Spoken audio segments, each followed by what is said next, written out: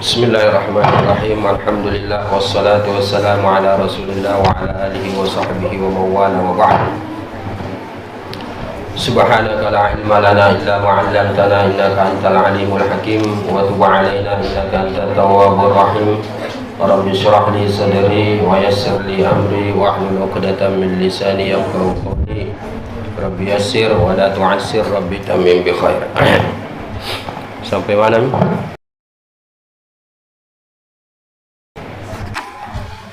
Ad-da'watu sirran. Di sini, di bagian sini ya. Qala al-musannif rahimahullahu ta'ala wa nafa'ana bi ulumihi wa barakatihi fid dharain amin. Ad-da'watu sirran, dakwah secara sembunyi-sembunyi atau secara rahasianya Rasul sallallahu alaihi wasallam. Kita sudah sampai pada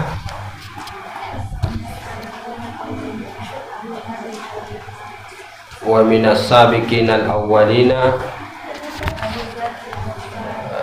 Abu Dzar Al-Ghifari.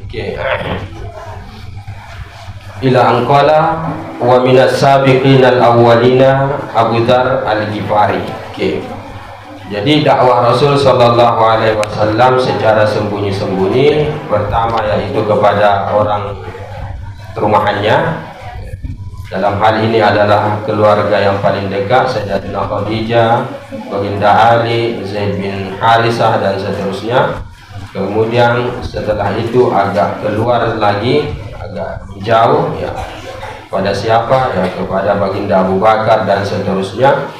Kemudian dari Baginda Abu Bakar berdakwah kepada sahabat-sahabat yang lain, banyak yang masuk Islam di tangan beliau. Nah, sekarang kita membahas terkait dengan orang-orang setelah yang disebutkan tadi, yang masuk Islam lebih dulu. Ya. Setelah mereka ini, para sahabat yang saya sudah sebutkan tadi, ada juga orang-orang yang terdahulu masuk Islam. Di sini disebutkan adalah Abu Dzar Al-Ghifari radhiyallahu taala anhu. Jadi Abu Dzar dari suku Ghifar. Ghifar itu nasabiahnya ya. Al-Ghifari. Al-Ghifari itu nama satu lokasi atau satu tempat, satu kampung di mana penduduknya terkenal sebagai perampok, begal. Itu dalam catatan sejarah sebelum Rasul sallallahu alaihi wasallam berjaya pada saat itu.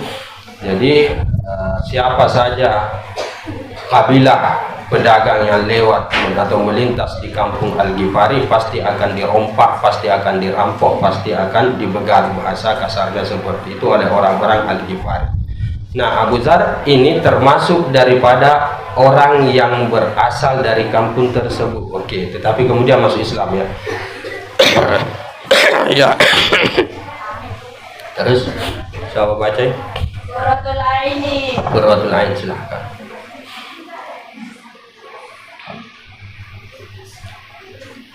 Ya.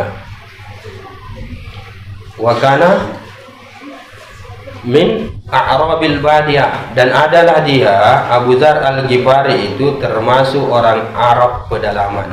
Ya, orang Arab pedalaman yang tinggal di daerah-daerah yang jauh, bukan Arab perkotaan, Arab primitif bahasa kita. Oke. Terus fasihan kul wal hadith. Ya, fasihan, dia orangnya fasih. Beliau orangnya fasih ya, bahasanya ya, hulwal hadisi ya, bagus sekali kata-katanya ya. Kita sudah ketahui, sudah pernah saya sampaikan pada pertemuan-pertemuan yang lalu ya, yang sudah lama, bahwa ada salah satu faktor yang membuat kemudian Rasul sallallahu alaihi wasallam itu waktu masih kecil disusukan kepada Halimatun Sa'diyah. Banyak faktor ya. Salah satunya adalah yang berhubungan dengan yang sedang kita bahas ini. Apa dia?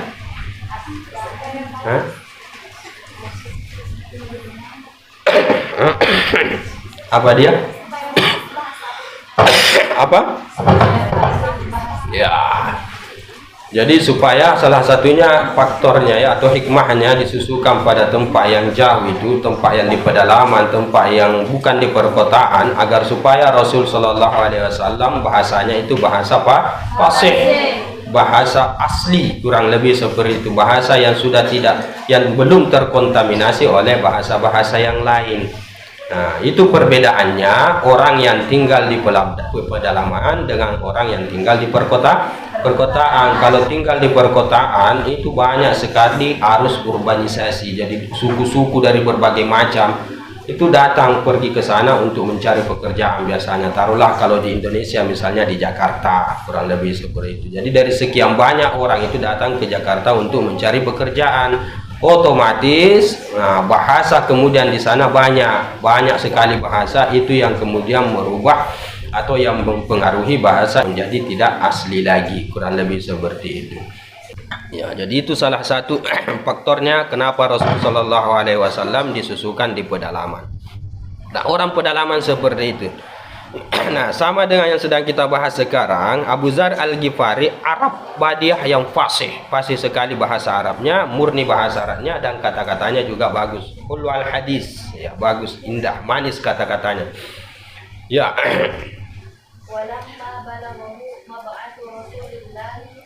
Walamma balagahu, nah ketika sampai kepada beliau mab'asu Rasulillah sallallahu alaihi wasallam. Walamma balagahu mab'asu Rasulillah sallallahu alaihi wasallam. Ketika sampai kepada beliau ya, waktu dilantiknya Rasul sallallahu alaihi wasallam. Artinya sudah sampai berita kepada beliau bahwa Rasul sallallahu alaihi wasallam itu sudah dilantik di Makkah. Qala li akhihi, ia pun berkata kepada saudara laki-lakinya. Oke. Ya. Ya, irkab ila hadal wadi, ya berangkatlah engkau ke ini lembah, ke lembah ini. Ya, wadi yang dimaksud di situ adalah Makkah. Ya. Berangkatlah engkau ke Makkah, terus ya. Fa'lam, ya, fa'lam li, maka ketahuilah untukku, maksudnya cari tahu untuk saya, ilma hadar rajuli, ya pengetahuan tentang ini laki-laki, ya kamu harus cari tahu tentang laki-laki ini. Hadar rajul maksudnya ini yang dimaksud adalah Rasul sallallahu alaihi wasallam, alladzi yaz'umu annahu nabiyyun ya'tihi al-khabaru minas sama'i, yang menganggap bahwasanya dia atau yang mengaku bahwasanya dia adalah seorang nabi, ya'tihil khabaru, yang datang kepada dia itu berita minas sama'i, dari langit. Artinya orang yang mengaku nabi yang mana dia dituruni wahyu dari Allah Subhanahu wa taala. Ya, coba kamu datang ke sana ke Makkah kemudian cari tahu aku tentang laki-laki ini. Oke. Ya. Ya, wasma' min qawlihi, ya, dengarkanlah dari perkataannya, sum'atini, kemudian datanglah kepadaku. Jadi cari tahu orangnya, kalau mudah pahami orangnya, ya ikut konimpur di situ, dengar-dengar apa saja kira-kira yang dia sampaikan, apa saja yang dia terlontar dari mulutnya. Nah, kalau sudah baru kamu datang ke sini. Oke. Fantolakal aku, akhirnya berangkatlah ini saudaranya, hatta qadima Makkah, sampai dia tiba di Makkah. Ya, wasami'a min qaulir Rasul, dan ia mendengar dari perkataannya Rasul sallallahu alaihi wasallam. Ya, singkat cerita dia sudah tiba di Makkah dan dia pun mendengarkan apa yang disampaikan oleh Rasul sallallahu alaihi wasallam pada saat itu terkait dengan ajaran agama tentunya ya. Nah, summa raja'a ila Abi Dzar, kemudian dia pun kembali kepada Abu Dzar Al-Ghifari. Setelahnya baru dia pulang ke kampungnya menemui kakaknya atau menemui saudaranya. Oke. Faqala, kemudian saudaranya ini mengatakan, ya, ra'aituhu, aku melihat dia, ya, Rasulullah sallallahu alaihi wasallam, ya'muru bi makarimil akhlak, itu memerintahkan akhlak-akhlak yang terpuji. Jadi yang terlontar di mulutnya, wejangannya, nasihatnya yang aku dengar itu rata-rata menggalakkan atau menyarankan agar berakhlak mulia. Nah, itu kata dia. Wa yaqulu kalaman ma huwa bisy'ir, dan dia mengucapkan mengatakan suatu perkataan ma huwa bisyiri yang mana itu bukanlah syair. Dan dia mengucapkan selain perkataan-perkataan yang menyeru kepada akhlak yang mulia, ada juga perkataan yang seakan-akan itu syair tetapi bukan syair. Begitu indah bahasanya Rasul sallallahu alaihi wasallam, seakan-akan dia digambarkan sebagai syair. Tetapi di sini beliau mengatakan itu bukan syair. Ya, karena memang kalam Rasul sallallahu alaihi wasallam, begitu juga Al-Qur'an itu tidak boleh atau tidak layak untuk dinisbatkan kepada sihir. Ya, baik itu ayat Al-Qur'an ataukah sabda Rasul sallallahu alaihi wasallam. Wabil khusus Al-Qur'an lah. Karena ada beberapa ayat di dalam Al-Qur'an yang mengatakan wa ma huwa biqauli syair. Dia bukan perkataan para penyihir atau para ahli syair atau ahli pujangga, tetapi bahasanya luar biasa sekali. Oke. Faqala ya, faqala kemudian Abu Dzar pun menjawab begini, ma syafaitani mimma aradtu. Ya, tidaklah engkau memuaskan aku dari apa yang aku inginkan. Jadi kata Abu Dzar, saya tidak terlalu puas dengan informasi yang kau sampaikan kepada saya. Nah, jadi dia penasaran, dia ingin agar supaya dia langsung yang pergi. Jadi dia tidak merasa puas dengan apa yang disampaikan oleh saudaranya tadi. Oke. Fatazawwada, dia pun berbekal, ambil perbekalannya, wa hamala qirbatan lahu, dan dia ambillah tempat atau bejana, qirbah lahu baginya atau miliknya, fiha ma'un yang ada padanya itu air. Jadi kirbah itu semacam wadah yang dimana di situ di dalam wadah diletakkan air untuk dijadikan bekal perjalanan. Nah, Abu Dzar Al-Ghifari karena penasaran, tidak puas, dia mungkin masih menginginkan informasi yang lebih daripada itu, tetapi saudaranya hanya menyampaikan ala kadarnya saja. Akhirnya dia pun mengatakan, aku tidak terlalu puas. Akhirnya dia sendiri yang berangkat. Fatazawwada, dia berbekal dan dia ambil kirbahnya, kemudian dia berangkat hatta qadima Makkah, kemudian hingga sampailah dia di Makkah. Oke. Ya, fa'atal masjidah, dia pun mendatangi masjid. Masjidil Haram pada saat itu. Dia sampai di Makkah, akhirnya datang ke Masjidil Haram. Oke. Faltamasan Nabiya sallallahu alaihi wasallam wa la ya'rifuhu. Dia pun mencari-cari Nabi sallallahu alaihi wasallam dalam keadaan dia tidak tahu Rasul sallallahu alaihi wasallam. Dia lihat mana ini yang mengaku nabi ini, mana ini yang namanya Muhammad ini. Di satu sisi dia tidak tahu Muhammad itu yang bagaimana sih wajahnya. Ya. Terus wakariha, dan ia tidak mau atau tidak suka ayas ala anhu, untuk bertanya anhu tentangnya. Satu sisi dia juga tidak mau bertanya kepada orang-orang terkait Rasul sallallahu alaihi wasallam. Kenapa? Karena ada alasannya.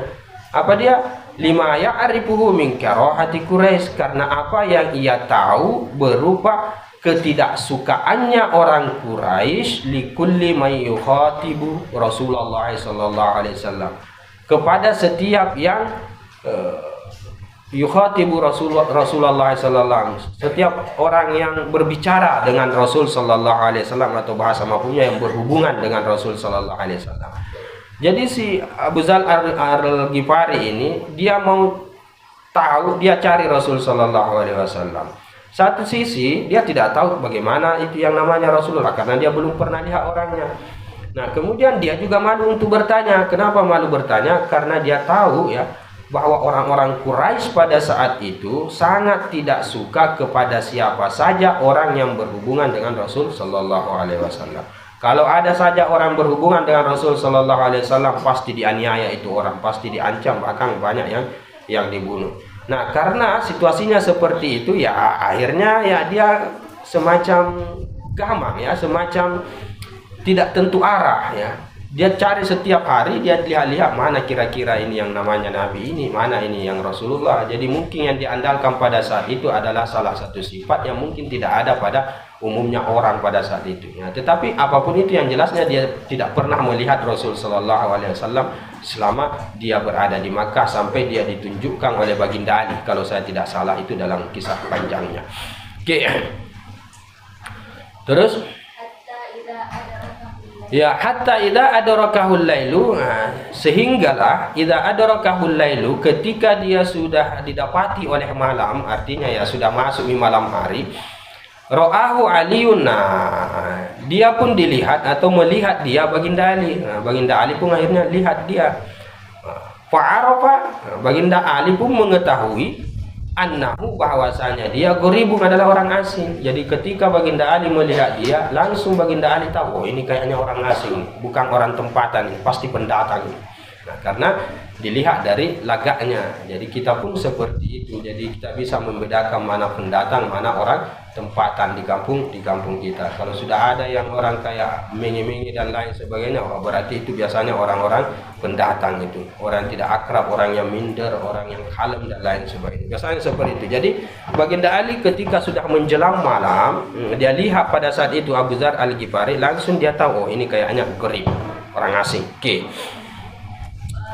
Ya, fa'adafahu, akhirnya Baginda Ali pun ya menjamu dia indahu, di sisinya. Itu juga salah satu akhlak yang bagus yang dipraktekkan oleh orang-orang Arab, yaitu ketika ada orang yang asing, orang yang gharib, nah kita itu sebagai orang tempatan atau pribumi atau orang di situ, ya kita harus panggil dia ke rumah. Panggil dia ke rumah untuk menginap, untuk bermalam, kurang lebih seperti itu. Jadi Baginda Ali ketika dia lihat ini orang asing, fa'adafahu indahu, akhirnya dia pun jamu di rumahnya, dia suruh untuk bermalam, untuk nginap di rumahnya. Oke.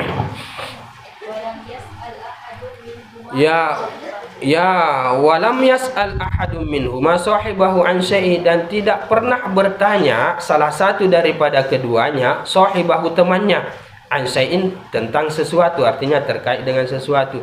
Baginda Ali tidak pernah menanyakan kepada dia untuk apa dia ada di sini di Makkah, dan Abu Dzar Al-Ghifari juga tidak pernah bertanya kepada Baginda Ali bahwa tujuannya begini-begini atau mencari Rasul Shallallahu Alaihi Wasallam. Mengapa? Ya, karena itu merupakan suatu tradisi, ya, tradisi orang-orang Arab, bahkan dilegalkan di dalam Islam. Ya, ketika kita menjamu tamu, ketika ada tamu di rumah kita, kita itu disunnahkan untuk tidak menanyakan masuk kedatangan tamu itu. Tidak boleh, tidak etis itu ditanya seperti itu. Nanti lewat 3 hari baru kita boleh bertanya. Jadi waktu 3 hari itu syariat mengajarkan kepada kita untuk menjadikan tamu kita sebagai seorang raja. Seperti itu sebenarnya adab Islam dalam menjamu tamu. Jadi apapun kebutuhan tamu kita pada masa 3 hari itu, kita perlakukan layaknya seperti seorang raja. Makanan, tempat tidur dan lain sebagainya kita siapkan, pokoknya sepuas-puas dia. Nanti kalau sudah lewat 3 hari, barulah kita disuruh atau dibolehkan untuk bertanya terkait untuk apa datang, tujuannya ke sini mau apa, kurang lebih seperti itu adabnya ya. Secara hikmah juga adab itu luar biasa sekali. Kenapa kita tidak digalakkan untuk bertanya langsung? Karena ya takut tersinggung nanti orang. Baru orang duduk di depan, mau apa ke sini ya, langsung tanya itu. Jadi sakit hatinya. Jadi jangan kasih begitu, biarkan dilayani saja dulu, diperhatikan saja dulu, dijamu saja dulu. Jadi orang-orang Arab itu tidak saling bertanya antara satu dengan yang lain. Baginda Ali tidak tanya dia, dan Abu Dzar Al-Ghifari juga tidak tanya. Hanya dihidangkan saja, hanya dijamu saja, disuruh untuk bermalam, begitu saja. Ala qaidatid diyafati, sesuai dengan aturan ad-diyafah, ya, perjamuan, ya, artinya jamu menjamu atau pertamuan bahasa kita. Indal Arabi, di sisi orang Arab, la yus'alud dhaifu an sababi kudumihi illa ba'da salasin. Oh ya, ini dia. La yus'alud dhaifu, tidak boleh ditanya itu tamu an sababi kudumihi, ya, terkait sebab datangnya, illa ba'da salasin, kecuali setelah 3 hari. Nanti setelah 3 hari baru boleh kita bertanya kepada dia. Nah, dan jamuan kita untuk yang lebih 3 hari itu statusnya lagi bukan wajib, tetapi sunnah. Yang 3 hari itu wajib kita untuk memuliakan dia, menjamu dia. Wajib, bukan sunnah ya. Lebihnya bukan wajib, tetapi sunnah. Oke.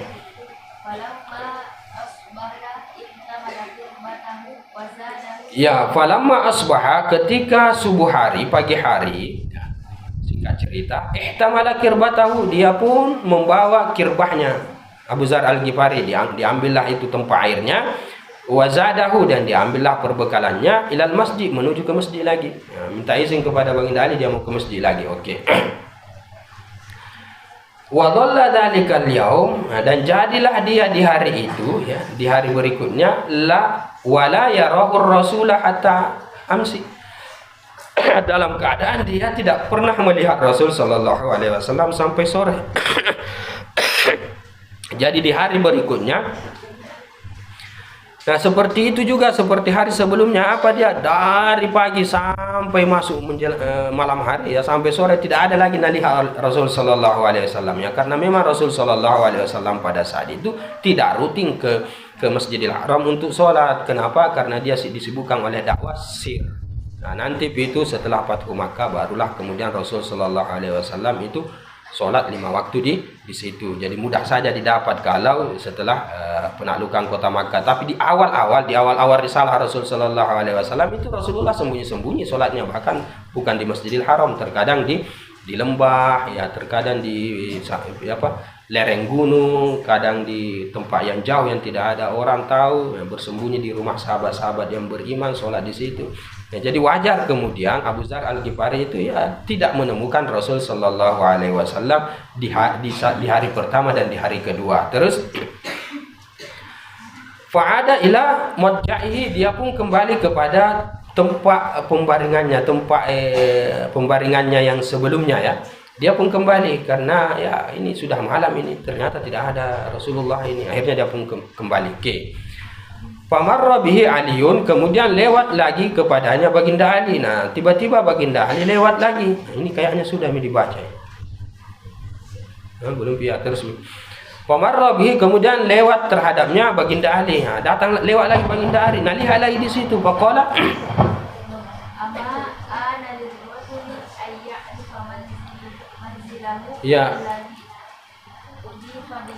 ya ama ana lirrajuli, bukankah sudah tiba masanya bagi seorang laki-laki, maksudnya dia, ayya'rifa, untuk dia ketahui, manzilahu, tempat tinggalnya, alladzi udifa bihi bil amsi, yang mana dia dijamu bihi, padanya, bil amsi, kemarin. Nah, jadi kata Baginda Ali ketika nalihat di situ, bahasa punya kurang lebih, waktunya ini kembali lagi ke tempat kemarin itu, ya, kenapa tidak kembali kok, bahasa kasarnya seperti itu, kembali kok ke tempatmu kemarin di mana kamu itu dijamu di situ, maksudnya ke rumah saya, ya, waktunya sekarang kamu kembali ke rumah saya lagi, bermalam di sana. Oke. Terus ya fa'aqamahu, kemudian dia pun, Baginda Ali pun mendirikan dia, jadi dia disuruh berdiri oleh Baginda Ali. Fadhahaba ma'ahu, akhirnya Baginda Ali pun berangkat ma'ahu, bersama dia. La yas'alu wahidun minhuma sahibahu an syai'in, ya, tidak saling menanyakan satu daripada keduanya temannya terkait dengan sesuatu. Jadi tetap tidak bicara lagi, kenapa nak datang ke sini, untuk apa aku datang ke Makkah ini, tidak nak tanya. Dia juga begitu. Abu Dzar Al-Ghifari juga tidak mau bertanya kepada Baginda Ali terkait kenapa dia ada di Makkah. Oke. Hatta, ya, sehingga ketika, ya, jika sudah ada hari yang ketiga, artinya sudah di hari ketiga itu ada alium mislu dzalika, ya, kembali lagi Baginda Ali seperti itu, ya, dalam artian, ya, di hari yang ketiga, ya, dia pergi lagi, ceritanya subuh hari, ya, malamnya sudah menginap di Baginda Ali karena dia diambil oleh Baginda Ali. Nah, paginya dia berangkat lagi ke masjid, tidak ada lagi yang dapat Rasul sallallahu alaihi wasallam, diambil lagi oleh Baginda Ali, disuruh lagi bermalam di rumahnya. Ini yang dimaksud di sini adalah, ini yang dimaksud dengan kata mana tadi, hatta idza kana al-yaumus salis ada aliyum misla dzalika, jadi Ali memperlakukan dia lagi seperti sebelumnya. Ini untuk kali yang ketiga. Oke. Tsumma qala lahu, nah, kemudian berkatalah Baginda Ali kepada dia. Nah, pada saat itu, ya, di hari yang keempatnya, barulah bertanya, atau di hari yang ketiganya barulah bertanya Baginda Ali kepada Abu Dzar Al-Ghifari. Apa katanya? Ala tuhaddisuni malladzi aqdamaka, ya, tidakkah engkau mau ceritakan, ya, kepadaku apa yang membuatmu datang? Baru Baginda Ali bertanya, kenapa aku datang ke sini, untuk apa aku datang ke Makkah? Oke. Qala, berkatalah dia, Ya. Ya, in a'taitani ahdan, jika engkau memberikanku satu perjanjian, wa misaqan, ya, dan satu ikatan, ya, hampir sama gitu, ahdan wa misaqan, satu perjanjian, litarsyudani, untuk kamu tuntun aku, arahkan aku, fa'altu, maka aku katakan, aku akan katakan. Nah, jadi kata Abu Dzar Al-Ghifari begini, ya, kalau kamu mau berjanji, ya, kamu akan arahkan aku, akan tuntun aku, ya, akan tunjukkan aku, maka aku akan katakan, maka aku akan lakukan. Dalam artian aku akan sampaikan kepadamu apa yang membuat aku datang ke sini, ke kota Makkah. Oke. Fa'ala, kemudian Baginda Ali pun melakukannya, dalam artian ya berjanji. Nah, jadi berjanji Baginda Ali bahwa ya akan diarahkan, akan dituntun, akan dibela, dan seterusnya. Fa akhbarahu, artinya akhirnya Abu Dzar Al-Ghifari pun memberitakan masuk kedatangannya kepada Baginda Ali. Oke, nah cerita Mina bilang, saya ini datang ke sini ke Makkah untuk bertemu dengan Nabi yang mengaku sebagai Nabi akhir zaman.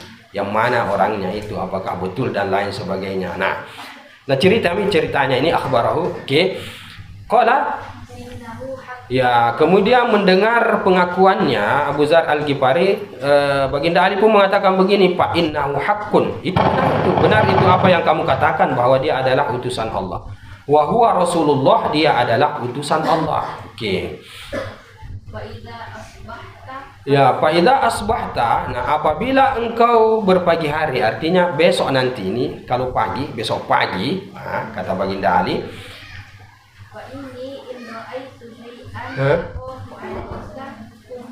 fa idza asbahta, ya, fattabi'ni. Nah, jika besok hari, pagi hari, fattabi'ni, ikuti aku, ha? Nah, kata Baginda Ali, besok nanti pagi, ikuti Kak. Fa ini, sesungguhnya aku, okay? Sesungguhnya aku, in ra'aitu syai'an, apabila aku melihat sesuatu, akhafuhu alaika, yang aku khawatirkan terhadapmu, ya, artinya terjadi padamu, kumtu, maka aku akan berdiri, ka'anni urikul ma'a, seakan-akan aku itu menumpahkan air atau membuang air. Artinya apa? Buang air dalam artian seperti orang kencing. Maksudnya begini, kata Baginda Ali, oke, akan cerita kami tujuannya mau bertemu dengan Rasulullah. Jadi kata Baginda Ali, begini saja, besok pagi ikuti Kak. Nah, ikuti Kak saja dari belakang.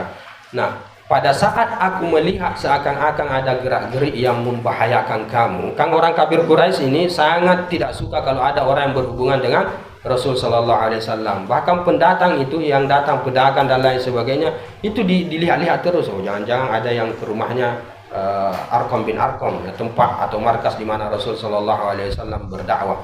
Jangan sampai ada yang ke rumahnya Rasul Sallallahu Alaihi Wasallam. Jadi dilihat-lihat terus, ya, pedagang, orang asing dan lain sebagainya. Nah, kalau ada gerak-gerik yang tidak baik, maka mereka biasanya tangkap itu orang kafir Quraisy. Nah, kata Baginda Ali, ikuti Kak saja dari belakang. Kalau ada saya lihat sesuatu gelagat yang membahayakan engkau, ya misalnya ya ada orang kafir Quraisy tiba-tiba mau kena tangkap dan lain sebagainya, atau mau kena pukul dan lain sebagainya, maka kodenya begini. Nah, jadi dia kasih kodenya apa? Jadi saya itu seakan-akan berhenti, saya akan berhenti. Ya, ini hanya acting saja, kata beliau. Saya akan berhenti, dan pada saat itu saya berpura-pura seakan-akan buang air kecil. Jadi kalau melihat Kak begitu, berhati-hati, bahaya itu. Paham ya? Begitu maksudnya. Jadi kata Baginda Ali, ikut aku saja di belakangku, ikut saja terus. Nah, kalau melihat maka di depan misalnya, sementara ikut, nah lihat Baginda Ali, tiba-tiba misalnya lari ke samping jalan atau ke bagian yang tidak ada orang, tiba-tiba dia seakan-akan mau kencing dan lain sebagainya, berarti ada bahaya, saya harus sembunyi. Nah, itu kata Baginda Ali. Oke. Fa in madaitu, dan apabila aku terus saja berjalan, maka itu artinya kalau maka lagi, kalau misalnya berdiri maka lagi, kembali maka lagi ke posisi awal, dan aku jalan, tapi ini ikuti saja saya, ikuti lagi. Ya, hatta tadkhula madkhali, sampai engkau masuk ke tempat yang aku mau masuki, yang dimana di situ adalah Rasul Sallallahu Alaihi Wasallam. Fa'ala, akhirnya Abu Dzar Al-Ghifari pun melakukan itu. Jadi melakukan itu dalam artian ketika baginda Ali itu melihat ada gelagat yang membahayakan misalnya, maka dia seakan-akan mau kencing, kurang lebih seperti. Nah, maka Abu Dzar Al-Ghifari sadar, oh ini ada bahaya, akhirnya dia pun bersembunyi dan lain sebagainya. Nah, lihat-lihat baginda Ali, kalau sudah jalan lagi, baru dia keluar lagi, ikuti lagi. Tapi ini actingnya dalam artian tidak saling kenal antara satu, seakan-akan tidak saling kenal antara satu dengan yang lain, padahal ternyata saling sudah bahkan sudah bermalam di rumah baginda Ali. Jadi jalan depan ini dia di belakang, lihat jalan terus. Kalau lihat ini baginda Ali misalnya lewat di pasar, tiba-tiba dia lari mau kencing dan lain sebagainya, mengeluarkan reaksi seakan-akan buang air, maka pada saat itu ya dia akan bersembunyi, dia akan menampakkan satu sikap yang kira-kira tidak seperti orang asing agar tidak dicurigai. Oke, Papa Allah dia pun melakukannya terus. Ya, fantalaqa yattabi'u asarahu, akhirnya dia pun pergi berangkat yattabi'u, dia ikuti asarahu, jejaknya baginda Ali, hatta dakhala ala Nabi sallallahu alaihi wasallam, sampailah baginda Ali masuk kepada rumah di mana Nabi sallallahu alaihi wasallam ada di situ. Wa dakhala ma'ahu, dan Abu Dzar Al-Ghifari pun masuk bersama baginda Ali. Fasami'a min qawlihi, dia pun mendengarkan perkataan Rasul sallallahu alaihi wasallam, wejangannya, nasihatnya dan seterusnya. Wa aslama makanahu, dan pada saat itu pun dia masuk Islam. Dia pun masuk Islam di tempat itu juga, pada saat itu juga. Faqala lahu Nabi sallallahu alaihi wasallam,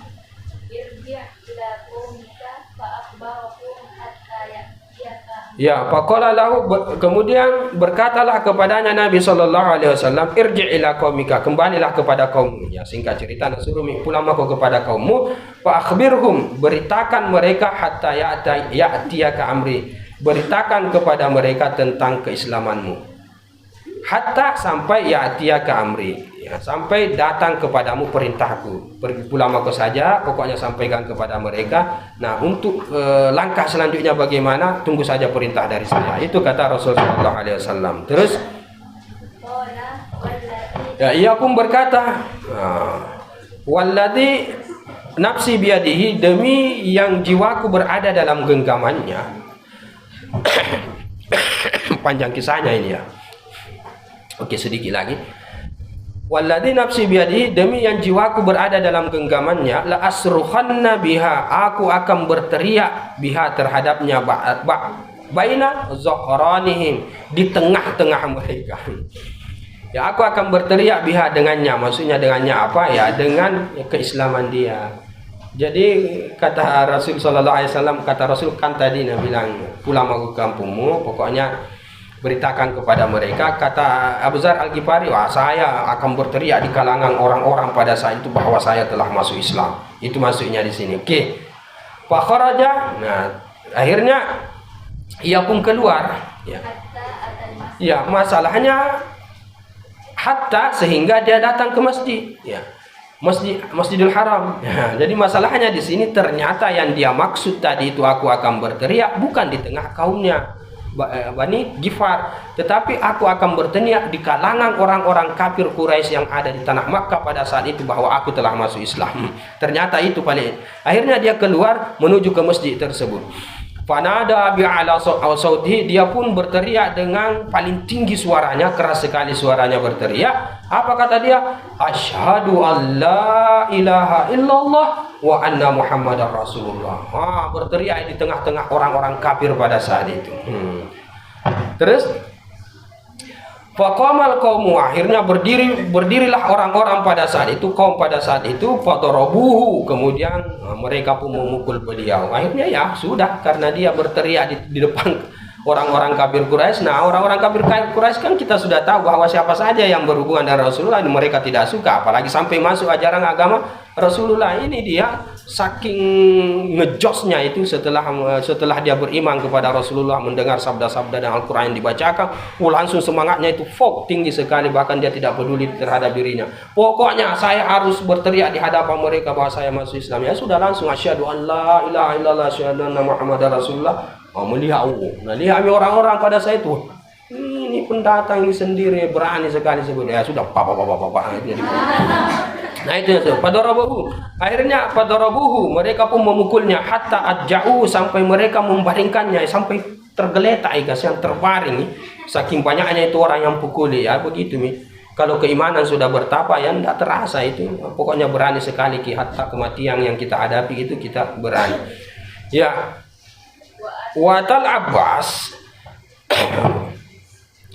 Dan tiba-tiba datanglah paman Nabi yang bernama Abbas, ya, datang Abbas ini. Fa'akabba alaihi. Ya, kemudian dia pun merunduk alaihi ke atasnya, ke atas Abu Zar Al-Ghifari. Sementara asi-asi dikeroyok oleh orang-orang pada saat itu, datang Abbas mau lihat siapa ini orang yang dipukul. Akabba itu menunjuk begini kan.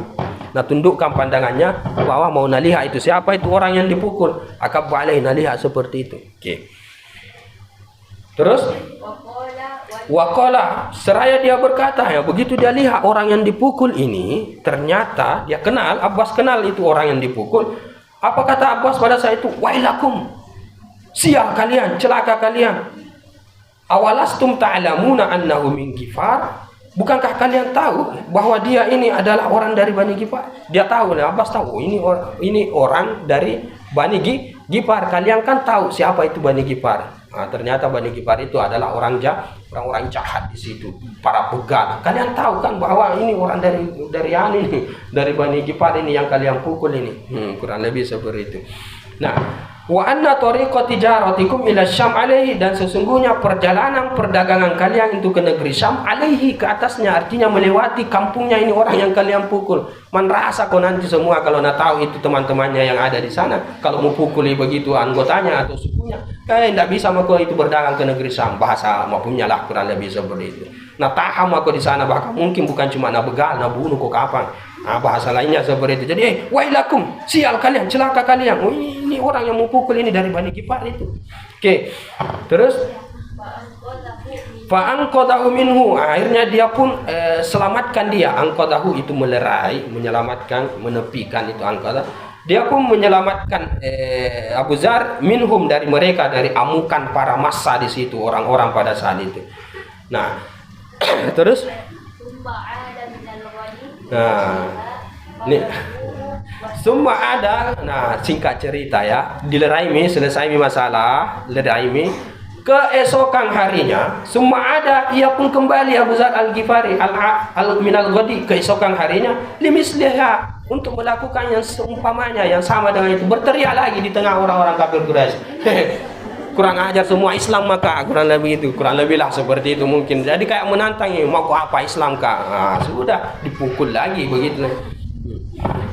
Ya begitulah, kalau keimanan sudah bertapan, logika kadang tidak jalan ya. Kalau iman itu sudah nyaman di dalam itu, maka tidak akan takut kita hatta kematian yang ada di hadapan kita. Kita tidak tahu. Kalau iman sudah bertapa, iman seperti itu. Makanya orang-orang di generasi di zaman Rasul Shallallahu Alaihi Wasallam itu luar biasa sekali. Mereka itu didoktrin dengan jihad yang tidak takut terhadap kematian. Makanya orang-orang kafir itu takut sekali kalau mau bertempur dengan orang Islam, karena orang Islam itu tidak ada takutnya kepada kematian. Tidak ada itu dalam sejarah orang-orang kafir itu tidak takut terhadap orang Islam kalau sudah berbicara terkait dengan masalah hidup mati, dalam artian masalah perang, masalah bunuh-membunuh. Tidak ada, pasti orang kafir itu takut. Makanya mereka itu sampai saat ini, bagaimana cara memusuhi orang Islam? Kata mereka, kita tidak akan pernah mengalahkan orang Islam kalau perang secara fisik. Nah, akhirnya mereka menetapkan suatu konsep dalam memerangi orang Islam dengan cara yang halus. Apa dia? Diperangi dengan akidah, atau diperangi dengan budaya, diperangi dengan bagaimana caranya menghancurkan Islam, ya melalui perang budaya dan lain sebagainya. Itulah yang masuk di televisi, di HP itu, yang mau menghancurkan budaya Islam dan lain sebagainya. Tapi mau berperang begitu tidak ada sejarahnya, takut mereka. Kenapa? Karena terbukti dari zaman Rasul Shallallahu Alaihi Wasallam sampai kepada dinasti Al-Utsmani yang paling terakhir itu, orang-orang Islam itu pokoknya kalau masalah perang mereka itu tidak ada takutnya. Apa yang mendasari itu? Keimanan. Nah ini Mi. Jadi Abu Zar Al-Ghifari keesokan harinya ada minal ghadi limisliha, dia kembali lagi seperti itu. Fadarabuhu, akhirnya orang-orang pun memukulnya, wasaru alaihi, dan orang-orang pun bergerombol saru alaihi kepadanya. Jadi pokoknya dikeroyok. Fa'akabbal Abbas, ya datang lagi ya Abbas alaihi ke atasnya, dan datang lagi paman Rasul sallallahu alaihi wasallam untuk melerainya. Rawahu Al-Bukhari, yang meriwayatkan hadis ini adalah Al-Imam Al-Bukhari.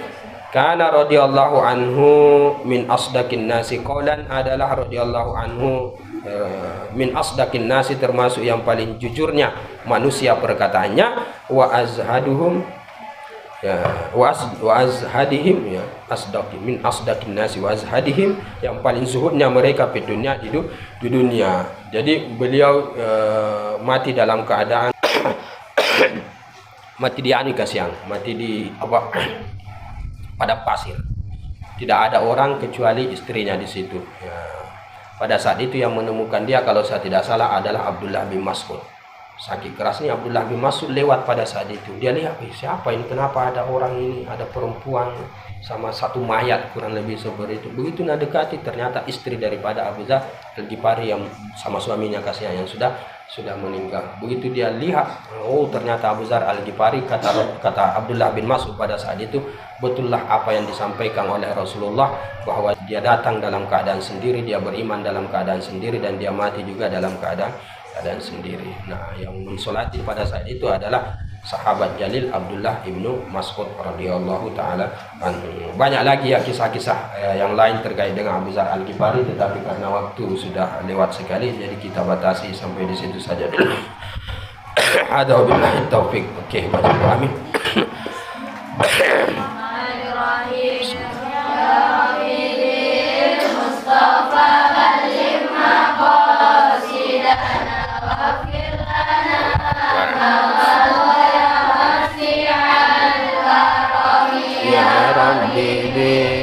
Mustafa balik maqasidana waghfir lana ma madaya wasi'al karami ya Mustafa balik